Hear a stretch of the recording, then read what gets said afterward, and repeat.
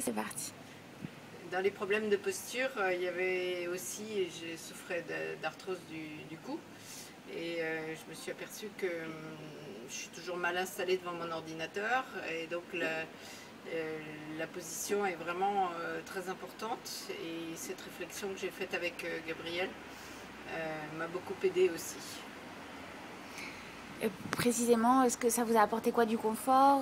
Vous vous tenez mieux, vous vous tenez plus droite? Il faut être Pardon, allez-y. donc les règles de base, c'est quand même qu'il faut être au-dessus de l'écran. Enfin, il y a vraiment des règles par rapport à l'écran et puis des règles sur la tenue des mains. Et les mains doivent être en dessous des coudes, je crois. Voilà, donc ça c'est important aussi. Et après, avec Gabriel, on fait suffisamment d'exercices du cou et du haut du dos pour que la posture devienne spontanée et sans douleur. Est-ce que vous pourriez juste rajouter peut-être un petit volet sur l'aspect, à la fois, on a travaillé et la souplesse et la force? Vous voyez mes bretelles? Non, du tout. Du tout, du tout. En fait, comme je suis en contre-plongée, je les vois Et pas. la souplesse et la force, dans quoi? En fait, que les exercices sont à la fois muscler le dos pour soulager le cou. À votre manière. 1, 2, 3. Par ailleurs, des bons exercices qui permettent de renforcer le dos en lui donnant plus de muscles. Ça permet aussi de soulager le cou et donc d'être plus à l'aise en travaillant devant son écran. Et Brigitte, je ferai des petits montages comme ça. Est-ce qu'éventuellement, par rapport au salon, dans mon activité physique, parfois je suis devant l'ordinateur, donc ça m'a beaucoup aidé. Parfois aussi, je dois être debout de longues heures et grâce aux exercices d'assouplissement et de retour veineux, aussi les exercices de pied et de retour veineux, ça a permis vraiment d'éviter le calvaire, peut-être, dites-le avec vos mots, mais ou d'améliorer ou de travailler dans des bonnes conditions physiques.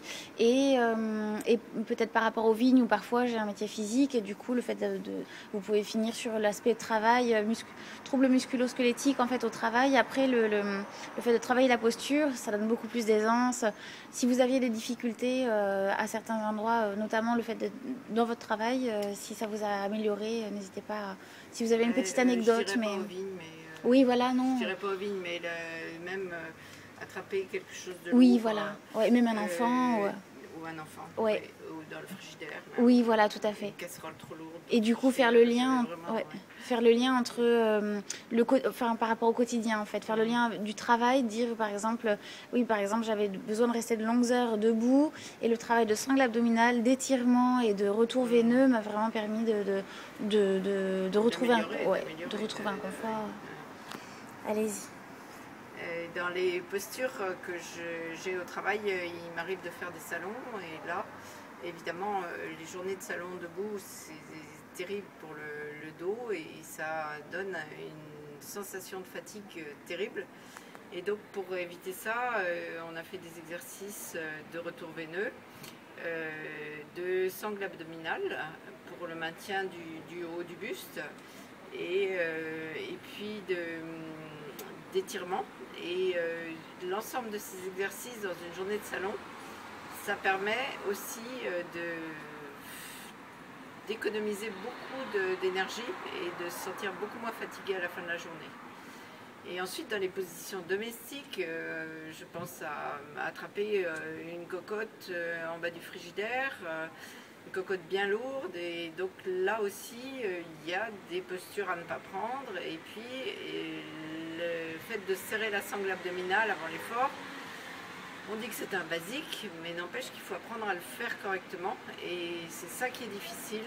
Et donc ça aussi, c'est au millimètre, c'est très précis, c'est très fin à régler. Et ça aussi, on a appris ça avec Gabriel.